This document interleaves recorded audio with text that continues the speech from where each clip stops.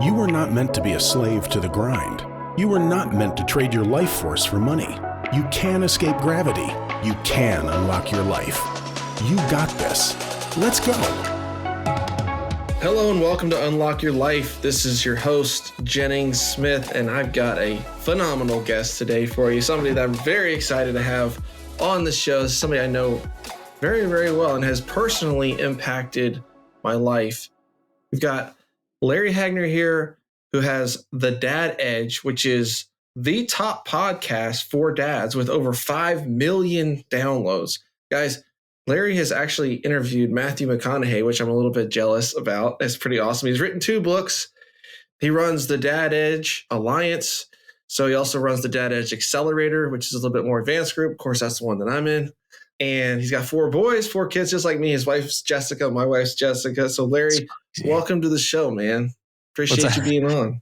That's crazy, man. I'm like, wow, we do have quite a bit, in both Jessica's before kids, both invest in real estate. And I guess I probably need to update my bio because we're probably sitting at just shy of I know we're at least 20 million downloads now.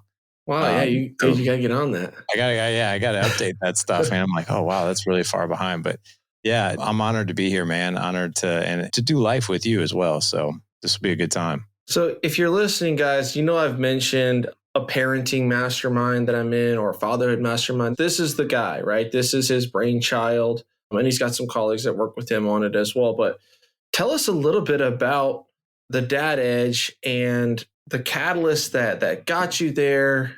I know that's an interesting story, but I've also heard your childhood story, which is a little bit heartbreaking and very moving. And I think it would be good to share that with the audience. Yeah, it's really interesting, man, because I have a 15 and a 17-year-old. Those are my 2 oldest boys. And the 9-year-old and the 7-year-old, they really don't ask me a whole lot. But, my kids are at that age where they ask me quite a bit about my childhood, and I'll tell them.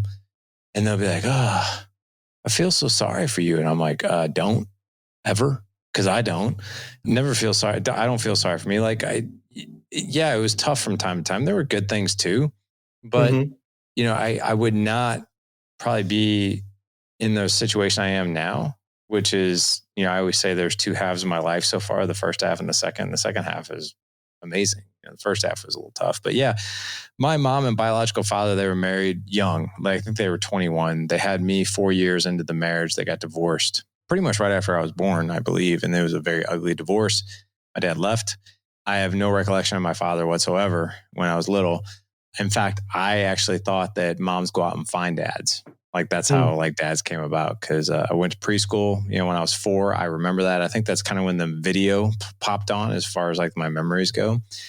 And I'll never forget, man, I was 4 years old. My mom told me, she's like, hey, I'm going to have, a friend over for dinner tonight. He's a very special friend. And I just would like for you to meet him. And I was like, oh, he. So I automatically put 2 and 2 together. And I thought this was going to be my new dad. So this guy walks in our house and he's wearing a 3-piece suit and he's a white collar computer engineer. And, literally he shakes my hand and the very first thing that flies out of my mouth is, are you going to be my dad? What an opener. I know, right? The guy was like, oh, wow. Right. But they did get married. They stayed married until I was 10. So they were together for 6 years. Every year they were together, it just got progressively worse. Started out pretty well, but got really, really bad. They both drank a lot. He was very abusive, had some anger issues. And then they got divorced when I was 10. And there was a part of me that was very relieved they got divorced, because I was like, man, they fought all the time. But there was also a part of me that's like, God, this kind of sucks. What now? It's just me and my mom. And he was gone. I haven't seen him since, and started asking a lot of questions and didn't even know I had a biological father at that point. My mom told me. And as fate would have it, I ran into him by accident when I was 12. Had no idea. He lived 3 miles from us. Wow. And we hung out for 6 months, and he was remarried at the time, 2-year-old son, another one on the way. And we hung out for 6 months. And then after a while, it just sort of faded. And we had one final conversation, and I don't even remember what words were said. All I know is that conversation was the launching point for us to separate once again. So by the time I was 12, lost my biological father twice, stepdad gone. And then basically into my teenage years, it became this revolving door of men that my mom were dating, and she married one more time. So this guy, your father, walked out of your life at 4 years old, sort of came back into your life at what, 10 or 12 years old, and had an opportunity to rebuild that, was rebuilding a family with someone else, had some kids there, and then chose to walk out of your life again. Yeah, kind of. Well, I guess not kind of. Yeah. Yeah, he did, which sucks, I guess, right? But yeah, it was a decision he made. And I actually did not know him when I was 4. I just knew that, like, I have no recollection of my father when I was little. In fact, I just thought I was raised by my mom up until she met my stepdad. But yeah, that's what happened when I was 12. And like I said, just kind of became this revolving door of very toxic men my mom were dating. Like, she always chose the partier, the drinker, you know, the guy who started off super awesome in the beginning, and then it would just completely go to a train wreck after that. I did go to college, graduated, got my degree, was in medical device sales, married my college sweetheart, still married to her to this day, Jessica. And when I was 30 years old, Jess and I have been married for 2 years. My first son was on the way. I was in a Starbucks here in St. Louis for a business meeting, and who came walking in for his morning coffee but my father, with my biological one, the one that exited when I was 12. And I hadn't seen him in 18 years. And we reconnected, and it was a total fluke. And here we are 17 years later. We have a relationship. It's pretty good. He's still married to the same woman. I have 2 younger half brothers. But that was pretty much my childhood. And then that pretty much steamrolled into what you probably see dad edges today, because for several different reasons, which I'm happy to go into.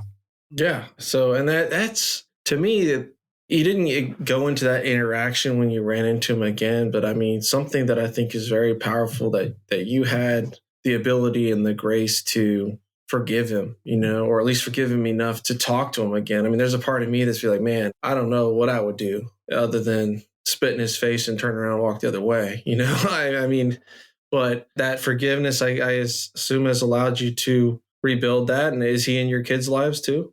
He is. I mean, I just had breakfast with him yesterday. Over the weekend, all of our families got together, my 2 younger brothers, their kids, you know, us and our boys. But yeah, you know, you bring up a really fascinating point. My 15-year-old, this was right around Christmas time this past year.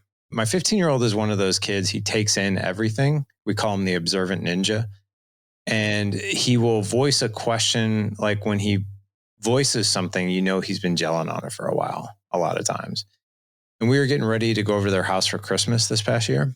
And we're in the kitchen, he and I, and he's like, what time are we leaving for Grandma and Papa's? And I was like, oh, we're probably leaving by an hour. And he goes, you like going over there? And he usually doesn't ask questions like that unless he's really been stewing on something. And I'm like, I just kind of smiled. And I'm like, well, why do you ask? And he's like, I don't know. Do you like going over there? I was like, yeah, it's fine. You know, it's fine. Like family, you know, that kind of thing. I was like, Mason, I was like, why do you ask? And he's like, I don't know. He's like, I've just been thinking about this a lot lately. He goes, if you did what he did to you, I'd never speak to you again. And I'm like, I can understand that. And to be honest, when I was 15, I would have said the exact same thing. In fact, I did say the same thing when I was your age. I was like, but I'm 47, he's 74. And, you know, holding a grudge against the man is like me drinking poison and hoping he feels it.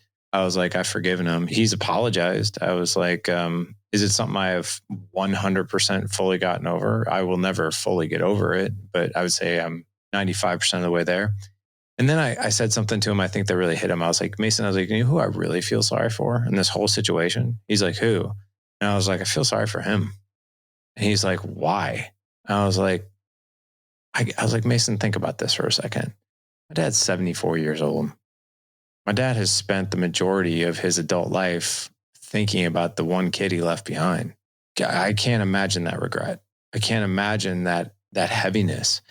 I can't imagine having a relationship with me for him at this point. Like if he sees me do something or he sees me in your life, or, you know, I constantly ask myself, is this a reminder for him of what he wasn't for me? And I was like, Mason, I would not want to live in that hell. That's hell. I was like, that's a lot of regret. I was like, and I'm sure to some degree, I don't think he'll ever say it, but to some degree, he's got to feel it. I feel sorry for him. And I think that helped Mason maybe see my dad maybe a bit differently. Like, wow, that is pretty heavy. I haven't thought of it that way, but I think it's true. Yeah. To see him through a little bit more understanding light. And, we talk about this a lot in the mastermind, in the group. It's like the dad is powerful, right? Even if the dad isn't perfect, and even if the dad makes mistakes, which we obviously do, he's a powerful figure. And if he can still be a part of your life, that's impactful. I've been thinking about that lately. My dad's 72, I think. And it's like, wow,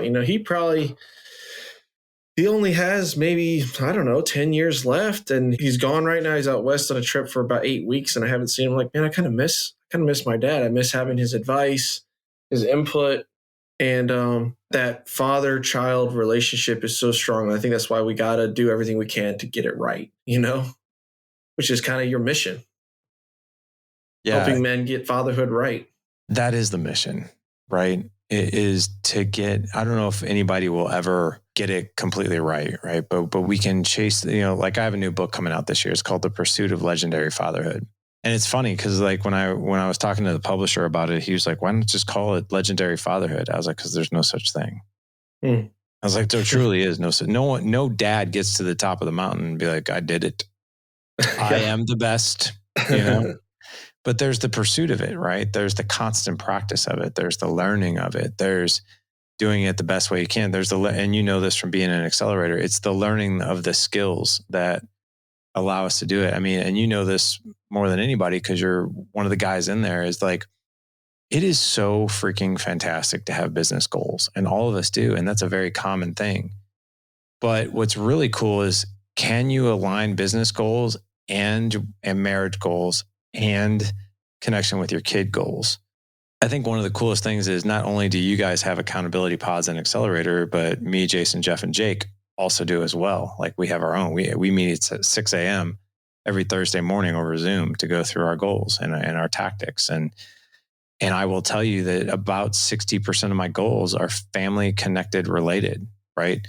So like, I have to answer that, like dates with my kids, experiences with my kids, connections with my kids. Like I have to be able to be like, yes, I have this scheduled.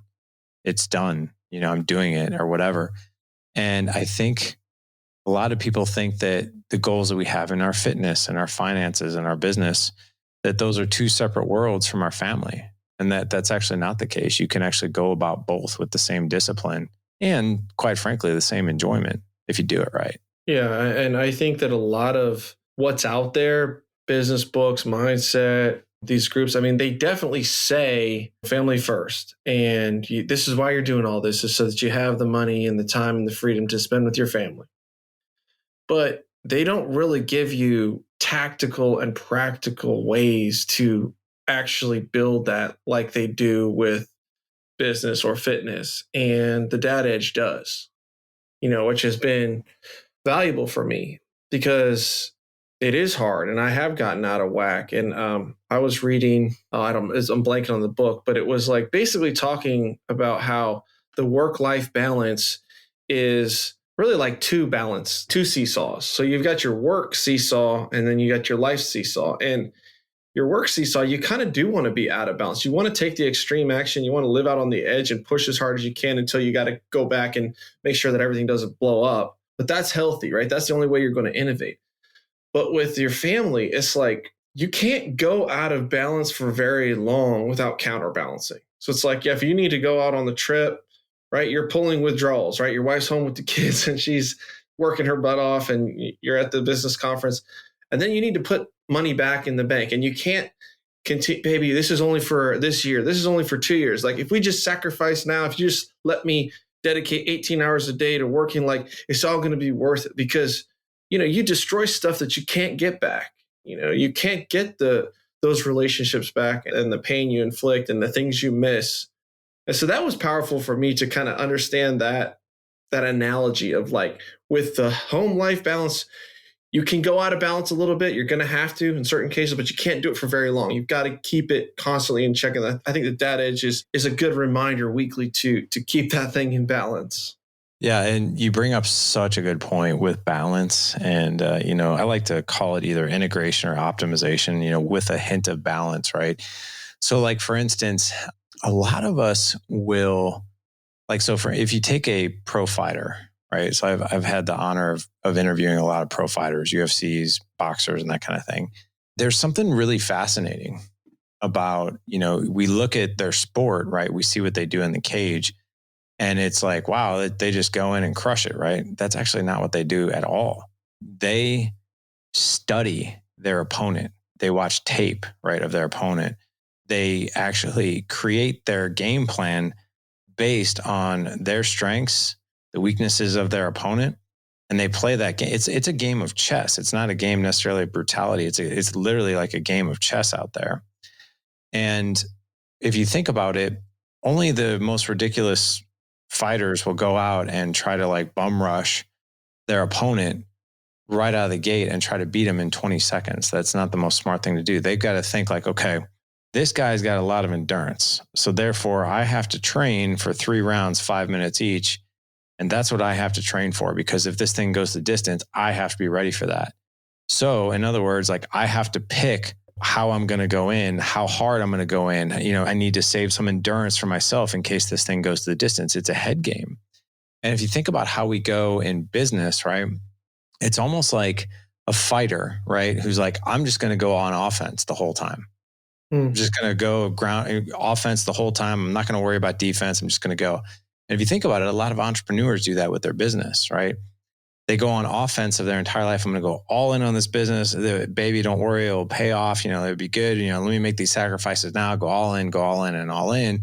And that person never goes and, hey, I got to work on my defensive game. I got to work on my endurance, which kind of represents like being able to have the skill set to also like, hey, I also need to be this way with my family. I also need to be this way with my wife. I need to have enough reserves and skills to be able to do life with her. Same thing with my kids. I have to have skills and reserves to do life with them. So it's like this incredible game of chess when it comes to especially entrepreneurs.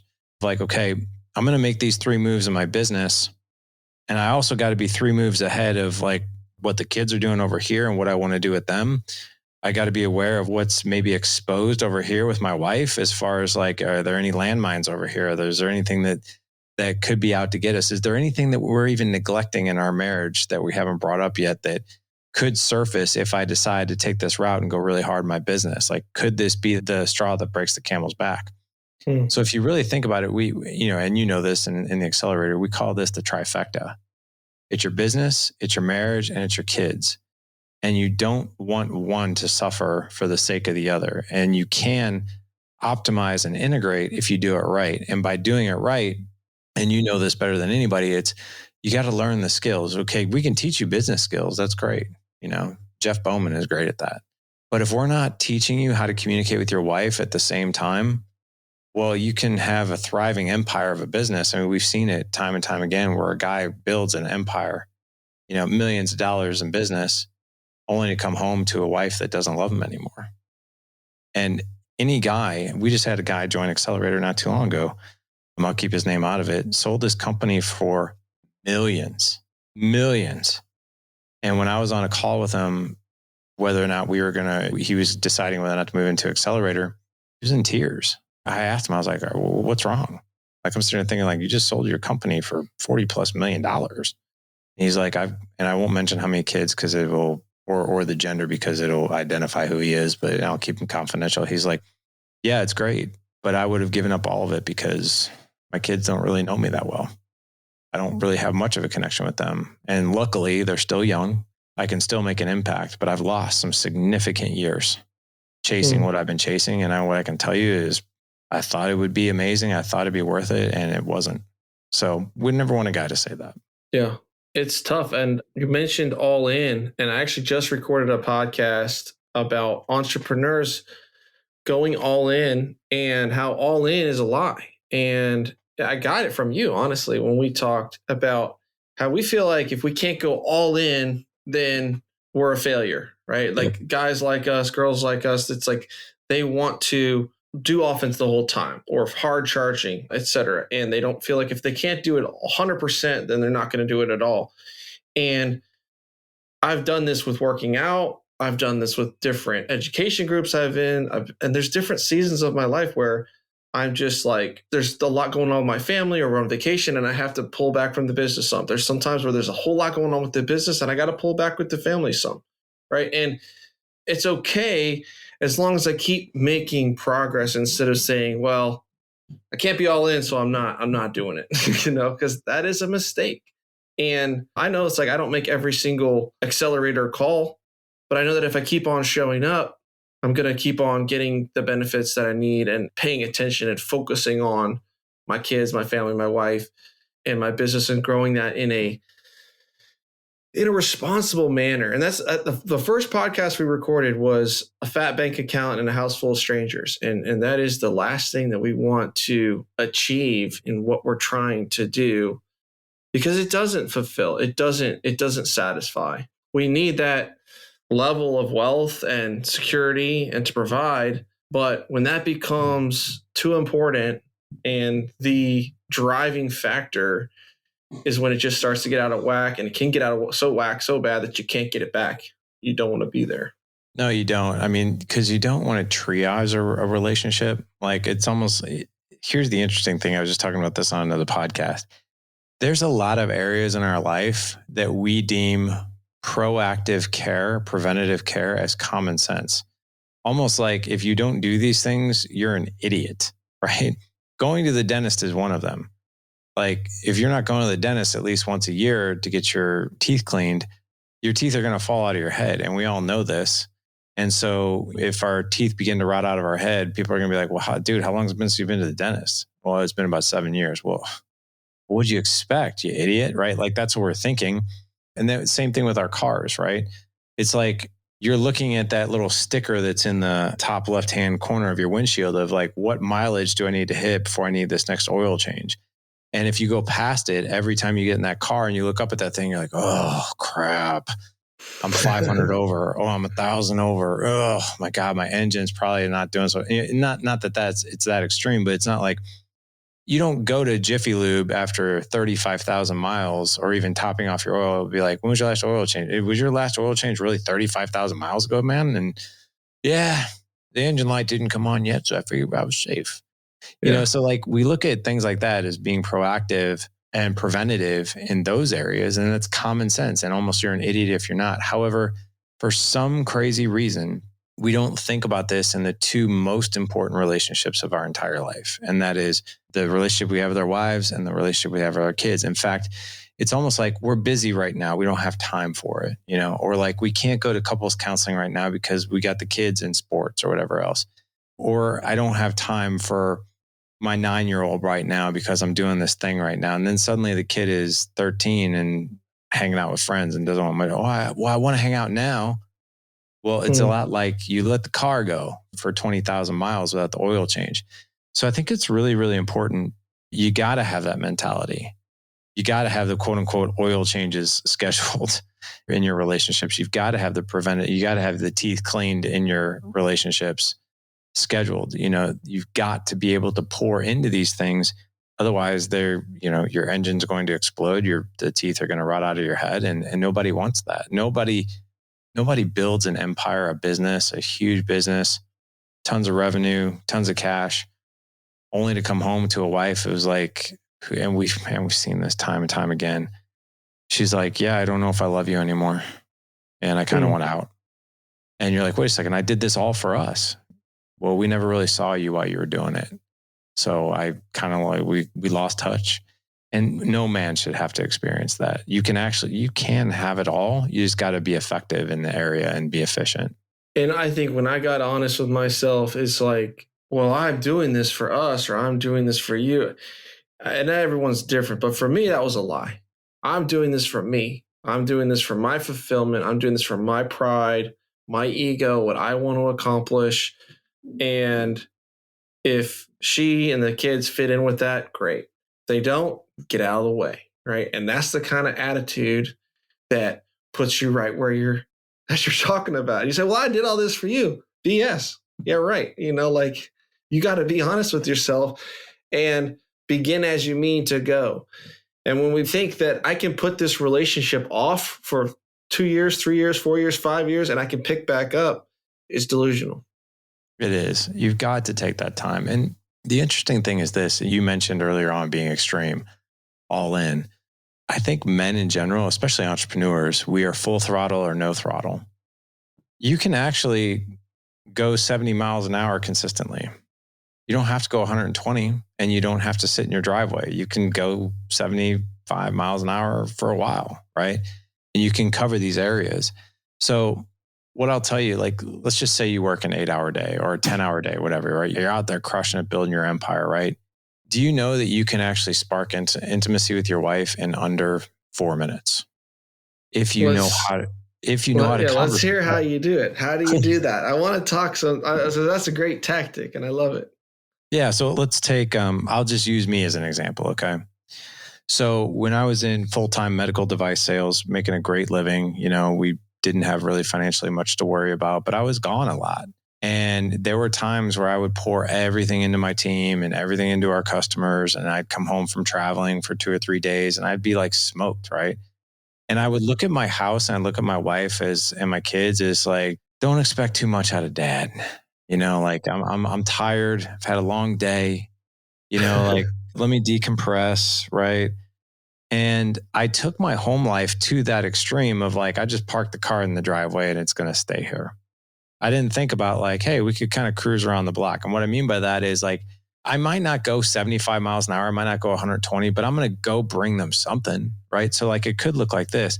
Instead of me coming home and being like, oh, so tired, gone for 2 days. I'm just going to sit on the couch. What time is dinner going to be ready?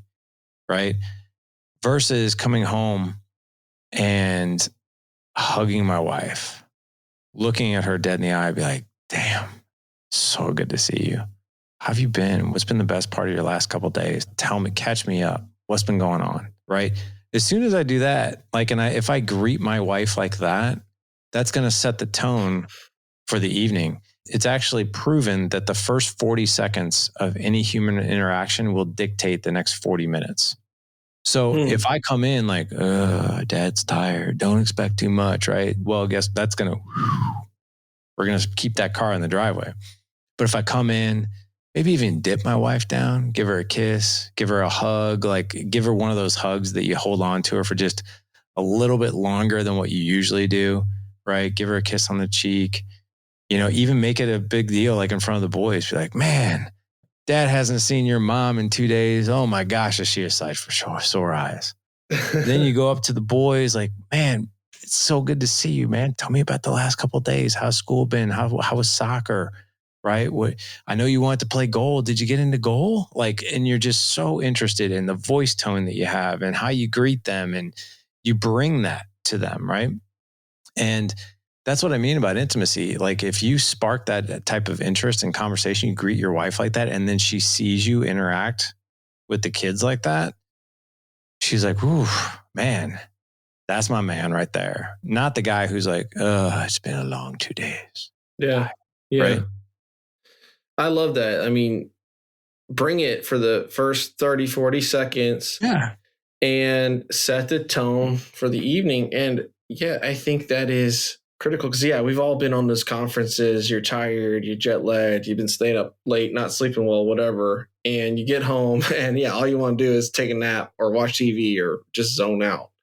And you got to fight that. Now you don't have to go take them to Disney World the next day, but you got to go 20 miles an hour, right? Maybe you can't even go 70 miles an hour, but you got to go 20, 30 miles an hour and get it back on track. I want to hit on the questions because this is something that I've personally used, one of the stuff that you taught us. And there's a lot of your marriage at least a lot of my marriage is sitting around trying to think of something to say to my wife, like, what are we going to talk about? Because sometimes when you hit on it and you're like, wow, we're connecting. She's excited. I'm excited. We're really having a good conversation. And she loves it. And you love it too. And you can actually create more of those. So can you dig into that a little bit further? I'll be honest, man, there isn't a whole lot that I know of things to do, like skills, right? Like my brother-in-law was just over here. He just put shiplap on one of our walls and then like one of those cool sliding barn doors. And I'm sitting there thinking like, I have no clue how to do that. Like not a clue. But do I know how to have a really good conversation with my wife to build intimacy, to build passion, to even build like sexual tension? Yes, I do. And it's all because it's not because I want something from her. It's because I love her and I'm genuinely interested in her. So like, I think what happens is our perception of our marriages in general are a bit flawed. So like, I'll give you an example. Jessica and I are celebrating 20 years this year. Holy crap, 20 years. I've known her for 26 years. Now, anybody will tell you, like I'll leave their names out, but I know a couple that's a bit ahead of us in age. They've been together for twice as long as Jessica and I have. And the story that they tell us, they're like, oh yeah, we've been together so long. We know everything about each other. Like, yeah, he does his thing. I do mine. Like, don't sign me up for that. Like, sign me up for like, we've been together for 40 years and man, it is best it's ever been. So Jess and I have been together 20 years. Like I said, we're literally at the best year we've ever had. And every time I say that, I'm like, it can't get any better. It keeps getting better. But it does take work and it takes some diligence. So I think rule number one, never perceive that you know everything about your spouse. Never perceive your marriage as we've been together this long. So of course we're in this valley, or of course we're in this whatever. Of course we have nothing to talk about. That's actually false. But a lot of people will buy into that.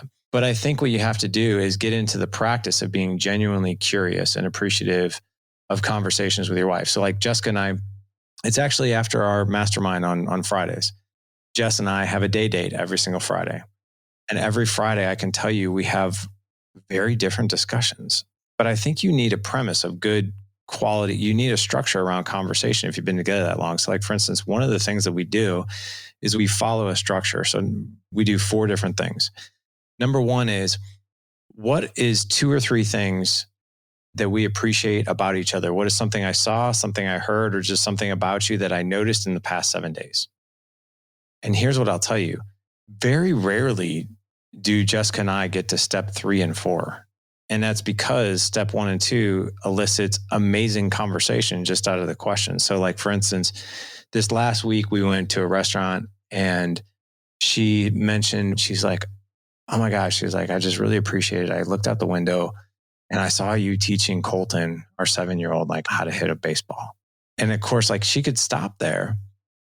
But instead, this is how you turn it into a conversation. I'll say, I really appreciate that. Thank you. What was it about seeing that brought you joy? And then she starts like, oh, like it's just, I don't know. It gave me so much peace, like to see you out there playing with him. It just made me smile to see how excited he got when he hit the ball. And she's like, and then I got to see like how little he is. And like, I remembered like how Mason and Ethan, they were little like that once and wearing that helmet, like in this. And then suddenly you are just in her world. Right? In her heart, in her mind. And what she's doing is when she's saying those things out loud to me, she feels insanely connected to me. I feel insanely connected to her.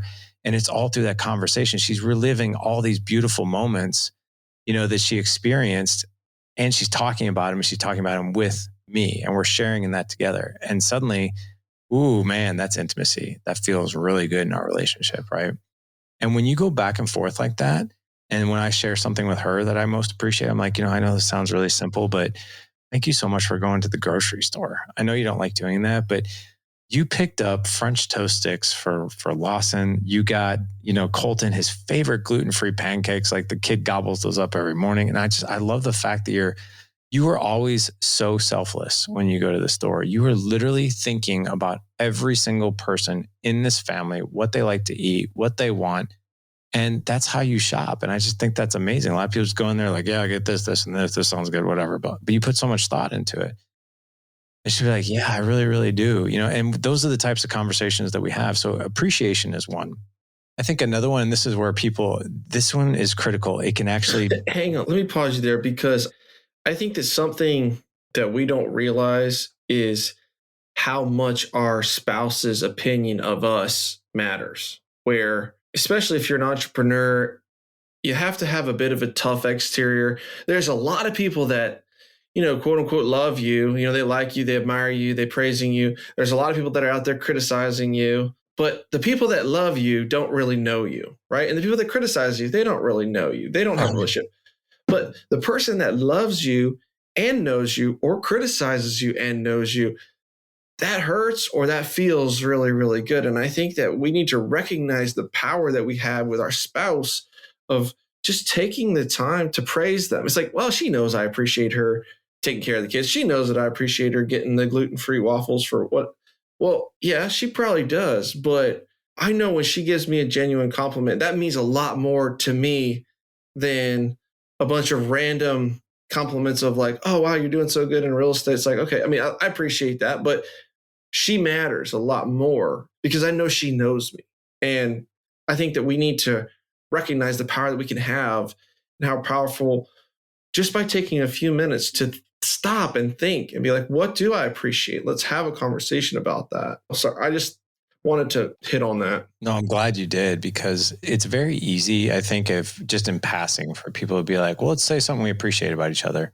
And I think on the surface, unless you really dial into some conversation skills, and then is that these are actually conversation starters is what they are. And if you get very genuinely curious and you ask really fantastic follow-up questions that are going to connect you, that's where the real magic really happens, and appreciation can go really deep on something that sounds surface. But like when I asked my wife, well, what was it about seeing what brought you the most joy? And then she was like, oh, and she just said it, right? So we'll do that back and forth. Another thing that I think is really important is there's always like this hum in relationships sometimes of things that are not said, right? Or this annoys me. I didn't like this. There's conflicts that are happening that are under the surface, or sometimes they are at the surface. But if not addressed, these things will brew emotional resentment. And those two words, emotional resentment, that is the cancer that will kill any relationship. So the chemotherapy for emotional resentment is to get it out in the open and to talk about it, because if left unchecked, it will spread and it'll metastasize. So step two is, what were any misunderstandings that we've had in the past 7 days? Or what is something that you noticed that maybe needs to be addressed or talked about?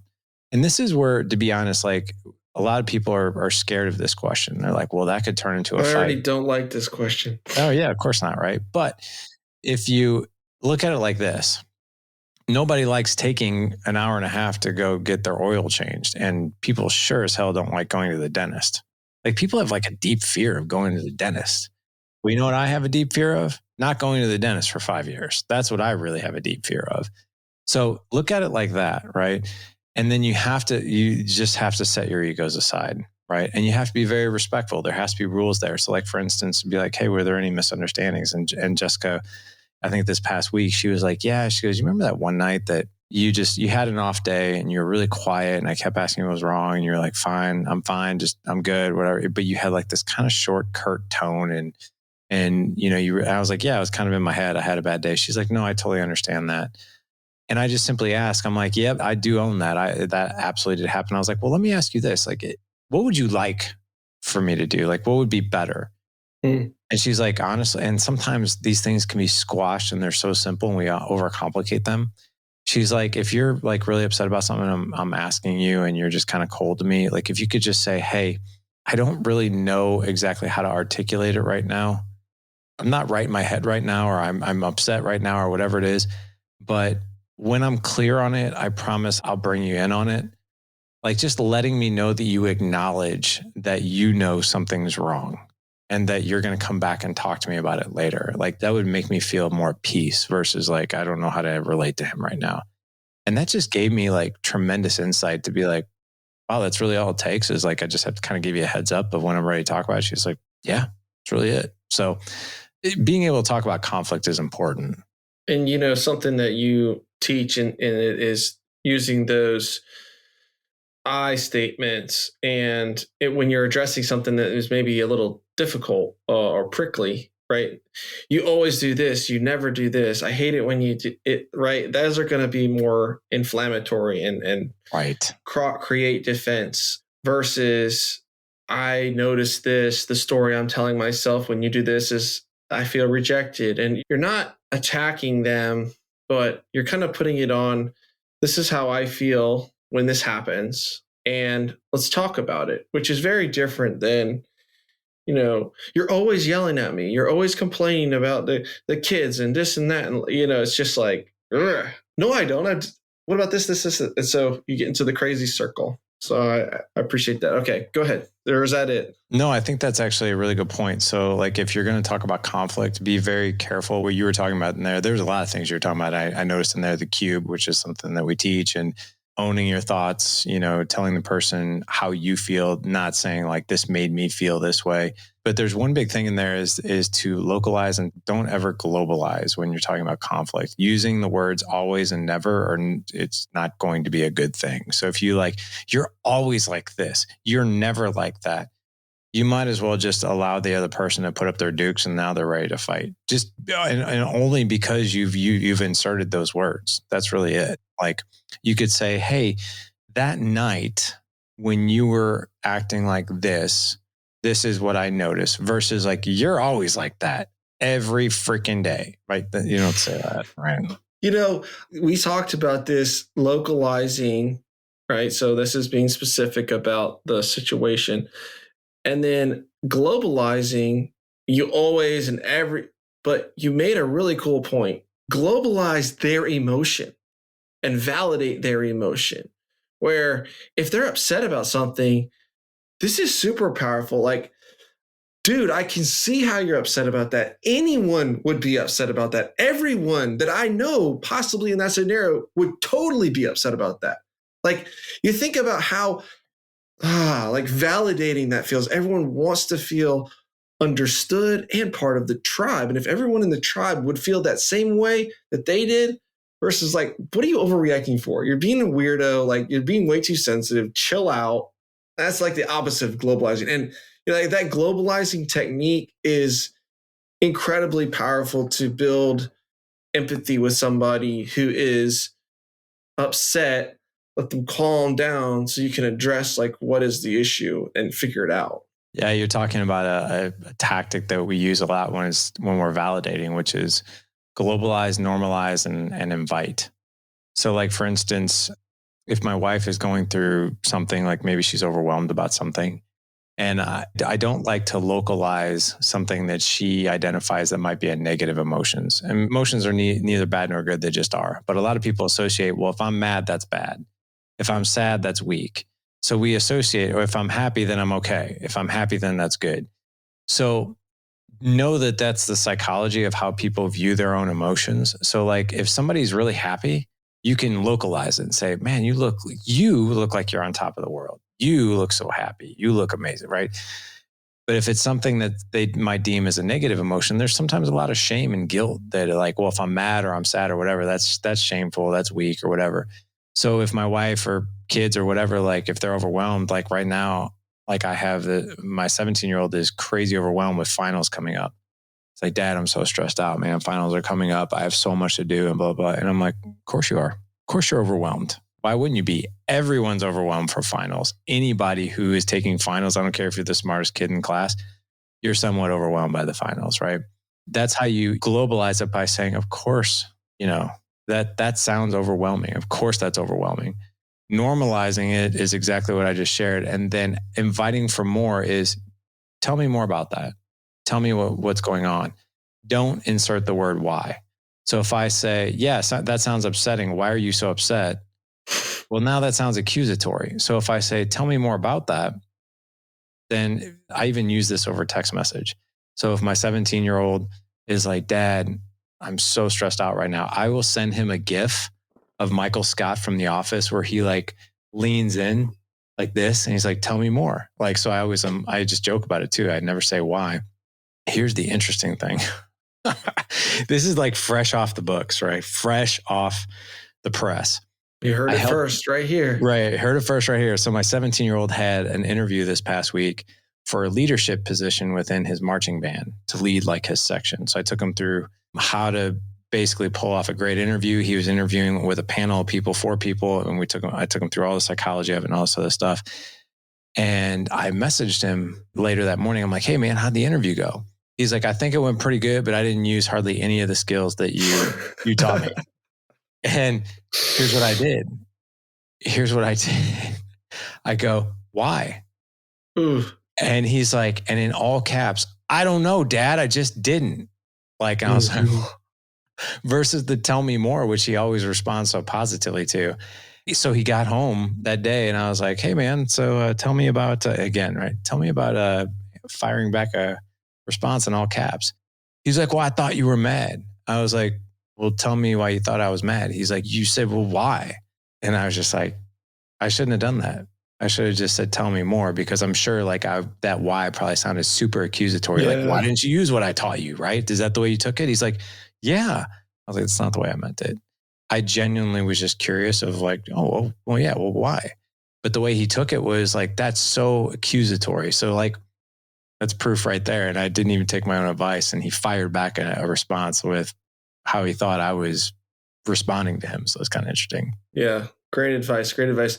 So guys, if you're out there listening and you're loving what Larry's saying, you're digging it, you recognize the importance of family and focusing on the triad, right? Not just the business, but the kids and your wife or your husband and your business. And you want to grow all three in a sustainable, responsible way. You want to improve your relationships. Reach out to Larry. So let's check out his podcast, The Dad Edge. It's the #1 dad podcast on iTunes. You should be able to find it easily. If you want more, he has the Accelerator, which is his intro program, like a mastermind monthly thing. And then he has the Accelerator, which is a little bit more advanced, a smaller group as well. And how do they get more information on the Accelerator and the Alliance? Yeah. So, and just real quick, so the Alliance is our basic program. Accelerator is our Dad Edge business owner program. We separate the two because, to be quite honest, I will never say a business owner is better than a non-business owner, but I would say the way our mind clicks and the way that things work for us as far as like a business owner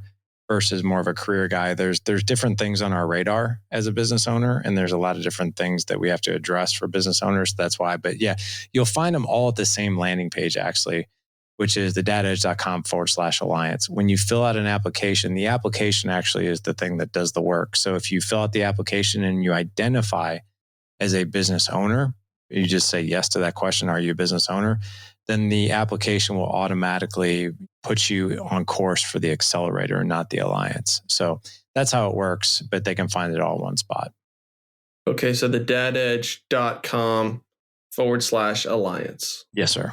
And if they just go to thedadedge.com, I'm sure they can get there too, right? Yeah, we made that website so easy to navigate. Like you'll be able to find everything you need. We got all kinds of free resources on there too. Like, so one of the skills I talked about today was how to have conversational excellence. I've got a free training and you'll find it in our resource tab. It's called 25 Intimate Conversation Starters, but it's the whole psychology of what you and I just did a bit.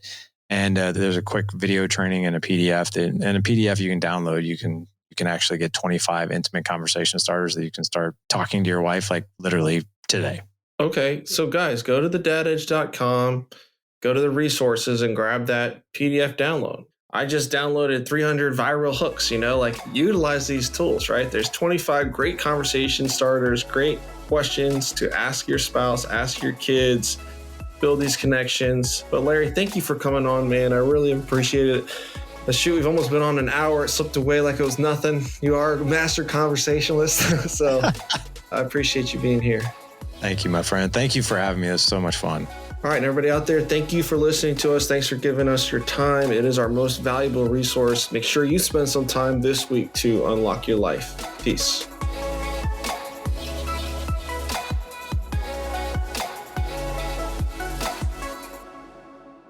This is thepodcastfactory.com.